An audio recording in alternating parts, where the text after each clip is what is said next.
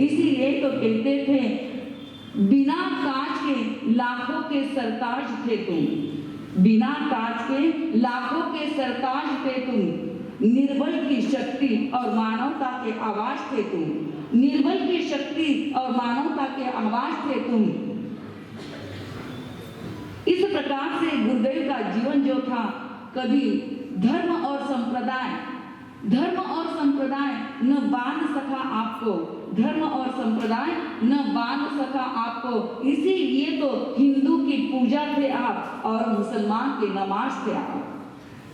हर एक कौम का व्यक्ति जिनके चरणों में पहुंचता था, आपने कई बार देखा होगा जब भी 28 मार्च को दिंडिया आती हैं तो कोई कौम का व्यक्ति उनके चरणों में आने के लिए यानी स्वयं को कभी कतराता महसूस नहीं करता था। इस प्रकार की जिनकी जिंदगी, जिनका जीवन था, जो जाकर आज 32 वर्ष हो गए हैं, पर हर एक व्यक्ति आज भी उतनी ही श्रद्धा भक्ति से उन्हें याद करते हैं। और उस समय जो नहीं थे, उसके बाद भी जिनका जन्म हुआ है, पर अपने बड़ों के मुख से उनकी कहानियां सुन करके ऐसी श्रद्धा है। आज भी छोटे छोटे बच्चे, हम जब प्रवर्तक श्री जी के दर्शन के लिए यहाँ पर उनकी सेवा में रुके थे, दर्शन के लिए आते थे, तब देखते थे कि हर एक कोई भी व्यक्ति आता है और उतनी ही श्रद्धा के साथ वहां पर झुकता है।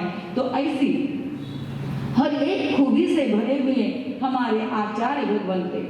क्या खूबियां जिससे आप भरपूर हो, क्या खूबियां कहूं जिससे आप भरपूर हो। हे मेरे आराध्य दैवत, आप इलाही नूर हो।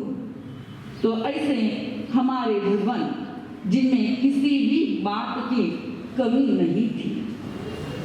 कहीं से भी देखो, कैसे भी देखो, हमें उनमें हर क्षण हर पल प्रेरणा देने वाले ही उनके क्षण मिलते थे। जिंदगी के आखिरी क्षण तक जिनके हाथों में आगम था, स्वाध्याय चल रहा था, हम स्वयं यहाँ पर थे, स्वयं के अध्ययन में जो इतने तल्लीन रहते थे।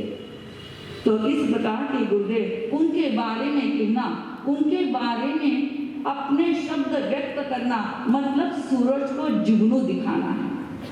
स्वयं प्रकाशमान सूरज हैं, उनके बारे में कुछ कहना तो वो जुगनी की कैपेसिटी हो सकती है क्या? कभी भी नहीं हो सकती है। तो इसीलिए तो कहते हैं, क्या करूं गुणगान तुम्हारे, क्या करूं गुणगान तुम्हारे, गुणों का पार नहीं है। क्या करूं गुणगान तुम्हारे, गुणों का पार नहीं है। सागर को समंदर में भरना मेरे बस की बात नहीं है। तो इस प्रकार से ये गुरुवर जो हम बहुत महत भाग्यशाली स्वयं को समझते हैं कि संयम की राह जो मिली है उनके चरणों में मिली है, जिनके जीवन का हर एक क्षण संयम में बीता है और उनके मुखारविंद से हमें वो दीक्षा का महामंत्र मिला है। वह छेकाए जीवों के लिए रक्षा के लिए रजोहरण मिला है।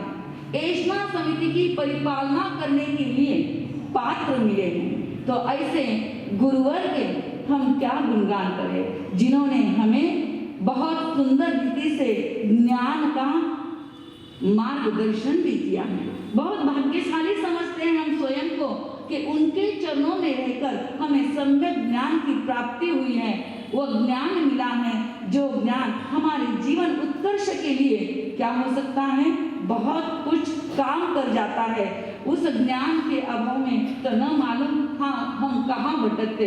तो ऐसे ज्ञानार्जन भी हमने गुरुदेव की सेवा में कंटिन्यू 12 महीने रहकर हमने किया है। ऐसे तो बहुत बार आए हैं, बहुत बार सीखा है, बहुत बार उनसे बहुत कुछ प्राप्त किया है, पर कंटिन्यू 12 महीने रहकर हमने यहाँ पर उनकी चरणों में ज्ञान की आराधना की है। उस समय के वे पल याद आते हैं।